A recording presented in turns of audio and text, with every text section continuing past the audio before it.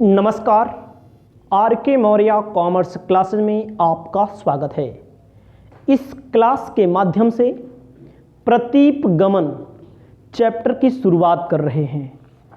आपको मैं बताना चाहता हूं, आपके पेपर में यहां से क्वेश्चन न्यूमेरिकल भी आता है और थ्योरिकल भी आता है।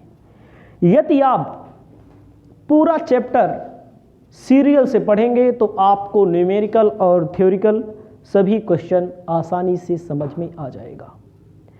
आप सबसे पहले अपनी कॉपी में लिख लीजिए, चैप्टर का नाम है प्रतीप गमन विश्लेषण। चैप्टर का नाम लिख लीजिए प्रतीप गमन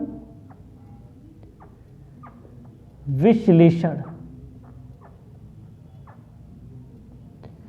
प्रतीप गमन विश्लेषण, ठीक है। प्रतीप गमन विश्लेषण में सबसे पहले इसका अर्थ क्या होता है समझिए। प्रतीप गमन विश्लेषण का जो अर्थ होता है, अर्थ का मतलब होता है पीछे लौटना। पीछे लौटना अर्थात वापस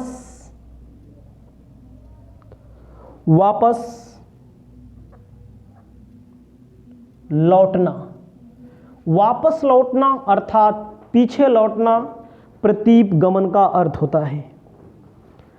इस शब्द का प्रयोग सर फ्रांसिस गाल्टन ने किया। ध्यान दीजिएगा, इस शब्द का प्रयोग किसका, प्रतीप गमन का शब्द का प्रयोग सर फ्रांसिस गाल्टन ने किया। ध्यान दीजिएगा, सर फ्रांसिस गाल्टन ने प्रतीप गमन शब्द का प्रयोग किया। उसके बाद इसमें कहा गया है पिताओं और पुत्रों की ऊंचाइयों का अध्ययन करते समय उन्होंने यह देखा। ध्यान दीजिएगा, एक एक टॉपिक। सर फ्रांसिस गाल्टन ने पिताओं और पुत्रों की ऊंचाइयों का अध्ययन करते हुए, पिताओं और पुत्रों की ऊंचाइयों का अध्ययन करते हुए इन्होंने यह देखा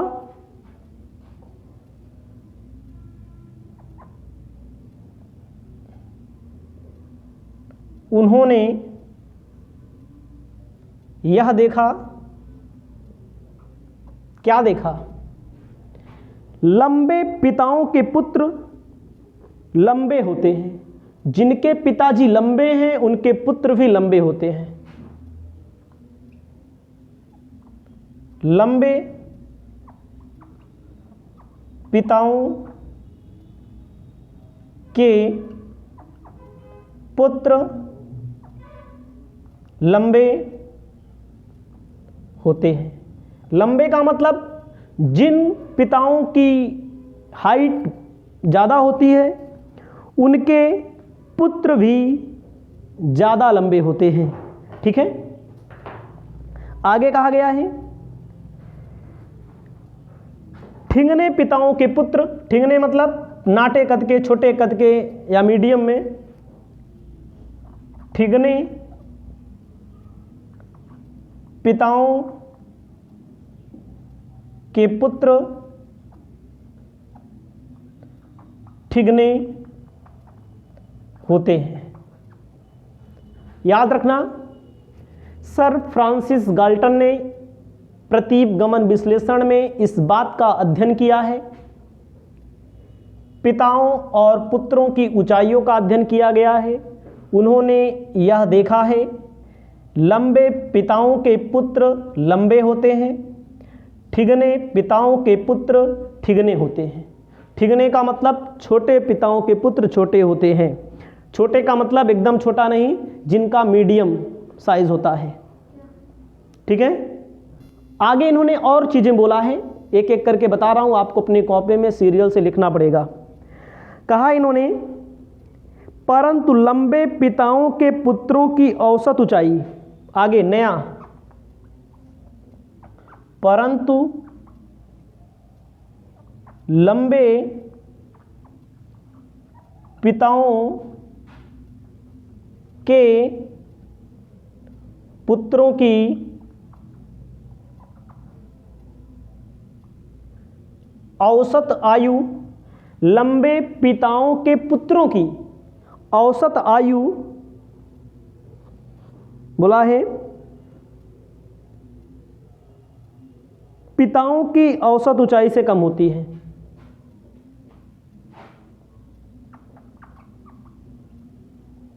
पिताओं के औसत ऊंचाई से कम होती है। कहने का मतलब है, जेके लड़का लंबा होंगे, जेके पिताजी लंबा होंगे, वो उसका लड़का, जरूरी नहीं है कि उसका लड़का, उसका पुत्र पिता से ज़्यादा लंबा होगा, ऐसा नहीं है, कम होती है। क्या बोला, लंबे पिताजी हैं भले, पुत्र भी लंबे होते हैं, लेकिन पिता के औसत से कम होते हैं। सर्च कर लीजिएगा आप भी थोड़ा से, तो कभी कभी। आगे क्या कहता है, ठिंगने पिताओं की पुत्रों की औसत आयु, ठिंगने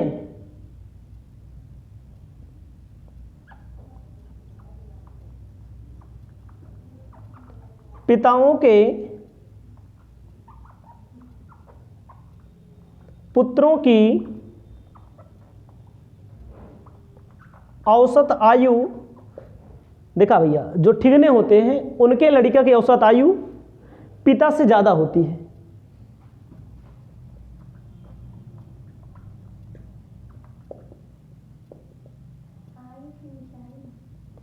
आयु नहीं, ऊंचाई होगी, ऊंचाई अधिक होती है।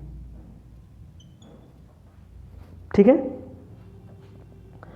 तो गाल्टन ने मानव जाति में सामान्य औसत ऊंचाई,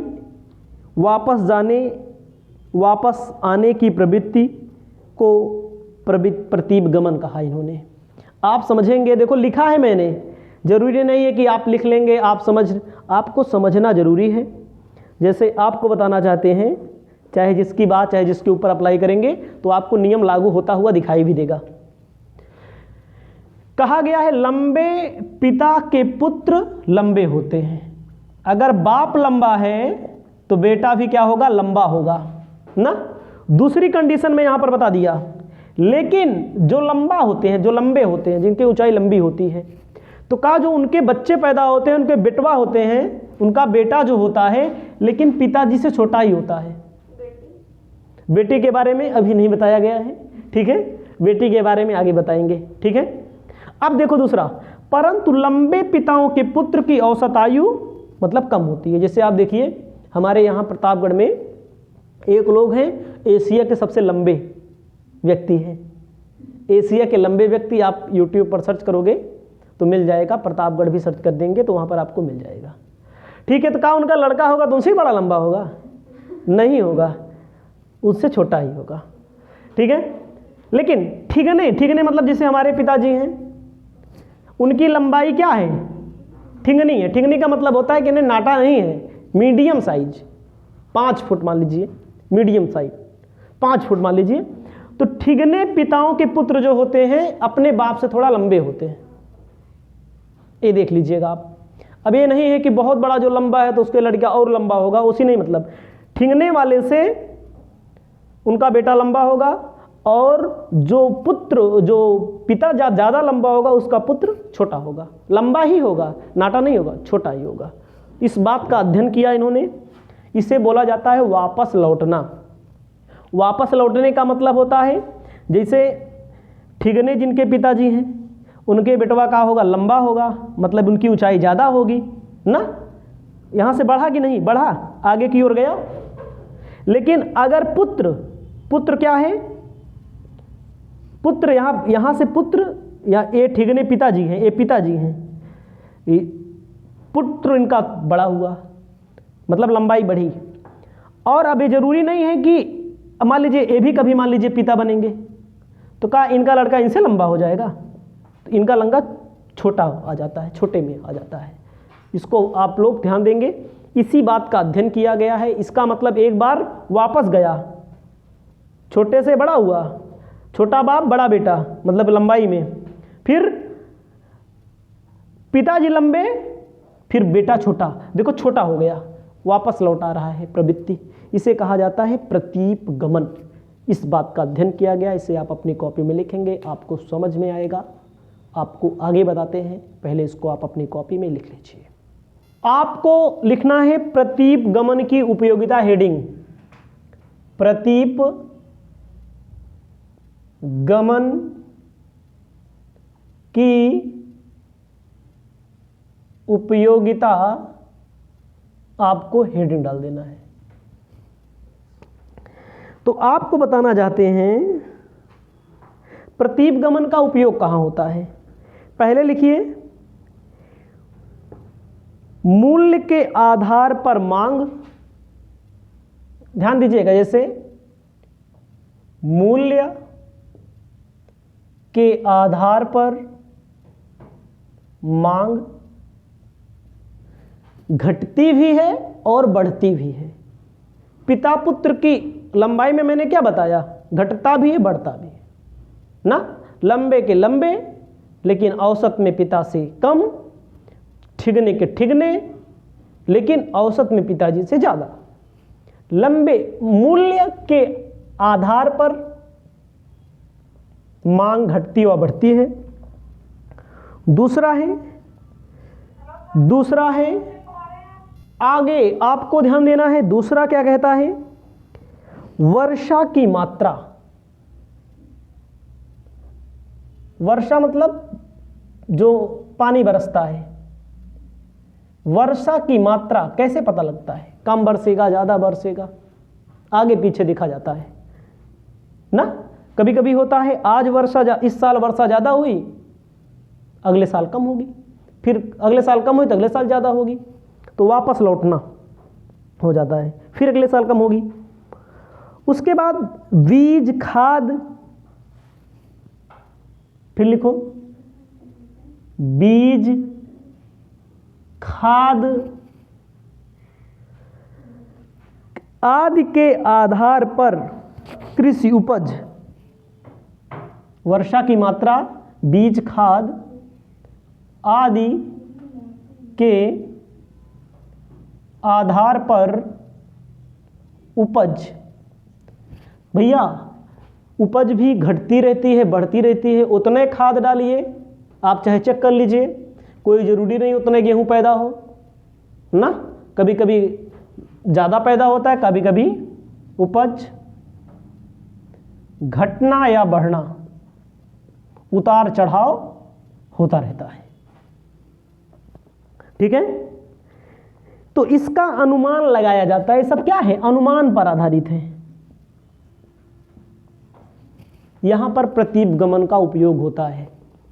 मूल्य के आधार पर मांग कह सकते हैं, वर्षा की मात्रा, बीज खाद आदि के आधार पर हम कह सकते हैं क्या, उपज घटती है बढ़ती है। तो इन सारी चीजों को आपको लिख लेना है। आपको आगे बताना चाहते हैं क्या, प्रतीप गमन के प्रकार लिख लीजिए, हेडिंग लिखिए प्रतीप गमन के प्रकार।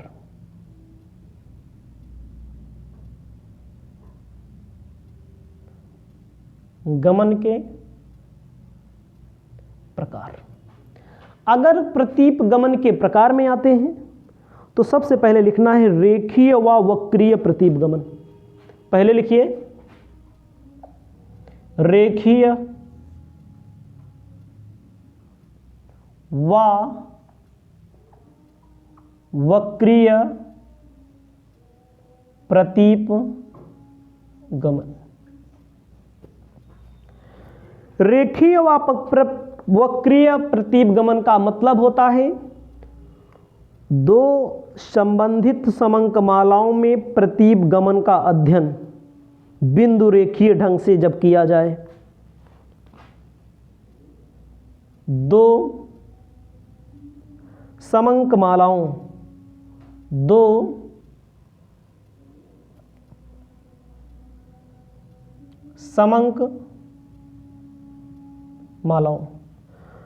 समंकमालाओं में प्रतीप गमन का अध्ययन में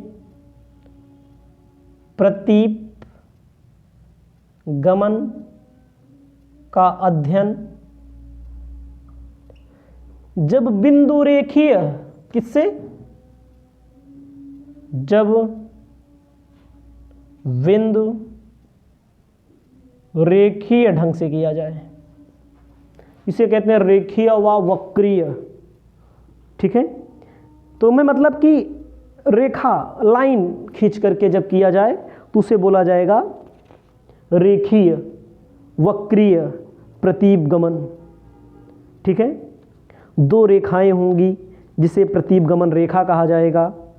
एक यक्ष श्रेणी की होंगी और एक वाई श्रेणी की होंगी जिसे प्रतीप गमन बोला जाएगा। तो इसे आप अपनी कॉपी में लिख लेंगे। दो रेखाएं होंगी, कौन कौन सी, एक यक्ष होगी और दूसरी वाई होगी, जिसे हम क्या कहेंगे, यक्ष और वाई को प्रतीप गमन रेखा कहेंगे। आगे चलते हैं। आगे आपको लिखना है सरल व बहुगुणी, हेडिंग लिखना है। दूसरा लिखना है, पहला रेखीय हो गया, दूसरा लिखना है सरल व बहुगुणीय। सरल व बहुगुणी में आपको बताना चाहते हैं क्या कहा जाएगा, जब दो चरों के मध्य प्रतीप गमन का अध्ययन किया जाता है। यहां एक्स और वाई की रेखाएं होंगी, यहां पर जब दो चरों के मध्य अध्ययन किया जाए। दो चरों के मध्य एक चर x होगा और एक चर y होगा। ठीक है, इसे दो या दो से अधिक चरों का प्रतीप गमन विश्लेषण कहा जाएगा। यहाँ पर रेखाओं को महत्व दिया गया है, यहाँ पर चरों को महत्व दिया है। x और y रेखा होंगी, यहाँ पर चर होगा। तो आपको हेडिंग लिखना है प्रतीप गमन रेखा किसे कहा जाता है। पेपर में बहुत पूछा जाता है, थ्योरी मजबूत होनी चाहिए आपकी। पेपर में पूछा जाता है प्रतीप गमन रेखाएं। आप लिखते चलिए एक एक टॉपिक को। प्रतीप गमन रेखाएं, ठीक है। कहा जाता है, एक चैप्टर आप पढ़े होंगे काल श्रेणी का विश्लेषण, ध्यान दीजिएगा। कह रहा है काल श्रेणी का विश्लेषण से ज्ञान होता है, कोई दिक्कत नहीं इससे। काल श्रेणी का विश्लेषण एक चैप्टर है, पढ़ा देंगे। दो श्रेणियों के पारस्परिक माध्य, लिखिए, दो श्रेणियों के मध्य पारस्परिक माध्य संबंध को प्रकट करने वाली, संबंध को प्रकट करने वाली सर्वोत्तम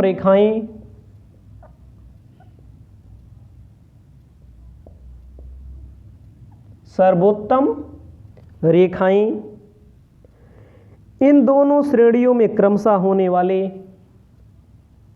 इन दोनों श्रेणियों में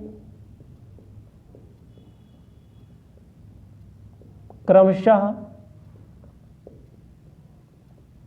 होने वाले परिवर्तनों को प्रकट करती है।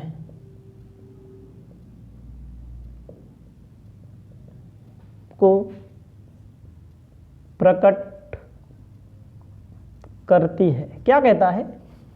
दो श्रेणी रहेगी, उसके मध्य प्रकट होने वाली सर्वोत्तम सेवाएं, सर्वोत्तम रेखाएं, जो श्रेणियों के मध्य क्रमशः होने वाले परिवर्तनों को प्रकट करती है। श्रेणियों के मध्य जो परिवर्तन होगा, इन्हीं को हम प्रतीप गमन रेखाएं कहेंगे। इन्हें प्रतीप गमन रेखाएं कहते हैं। कहा गया है दो श्रेणियों के मध्य पारस्परिक माध्य संबंध को प्रकट करने वाली सर्वोत्तम रेखाएं दोनों श्रेणियों में होने वाले परिवर्तनों को प्रकट करती हैं। इन्हें प्रतीप गमन रेखाएं कहते हैं। इसे आप अपनी कॉपी में लिख लीजिए और आगे हम आपको नेक्स्ट टॉपिक बता रहे हैं। पहले इसको लिखना जरूरी है। आपको आगे लिखना है दो प्रतीप गमन रेखाएं क्यों होती हैं। लिखना है दो प्रतीप गमन रेखाएं क्यों होती हैं। दो प्रतीप गमन रेखाएं क्यों होती हैं, तो इसको आपको समझना है। कहा गया है दो प्रतीप गमन रेखाओं का प्रथम कारण यह है, दो संबंधित श्रेणियों के लिए, भाई यहां पर दो दो बार बार आ रहा है। दो प्रतीप गमन रेखाएं क्या होती हैं? दो संबंधित श्रेणियों जैसे x और y, x और y, x और y प्रतीप गमन रेखा प्रकट करती है। तो क्या कहा गया है? दो संबंधित श्रेणियों x और y प्रतीप गमन रेखा प्रकट करती है। आगे कहता है एक रेखा y का x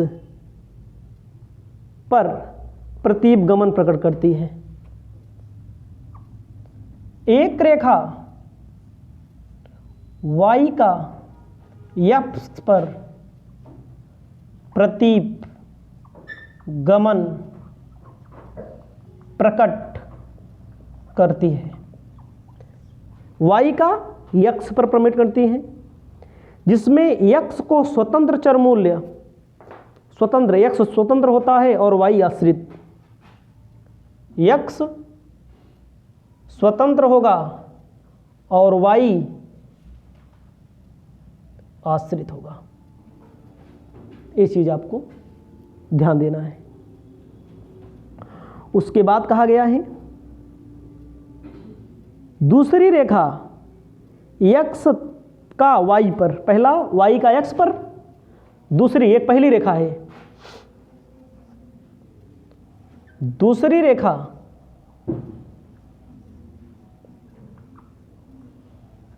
y का x का y पर, y का x हो गया, x का y पर, दूसरी रेखा x का y पर, जिसकी रचना में y को स्वतंत्र x को आश्रित माना जाता है। x को y को स्वतंत्र इसमें माना जाएगा, जिसमें इसी का उल्टा हो जाएगा, y को स्वतंत्र और x को आश्रित माना जाएगा। ठीक है, तो इसको आपको ध्यान देकर लिख लेना है। उसके बाद अब आपको बताते हैं आगे टॉपिक जो है प्रतीपगमन से संबंधित नेक्स्ट वीडियो के माध्यम से उपलब्ध करा रहे हैं। यही है प्रतीपगमन रेखा, इसे आप अपनी कॉपी में लिख लीजिएगा।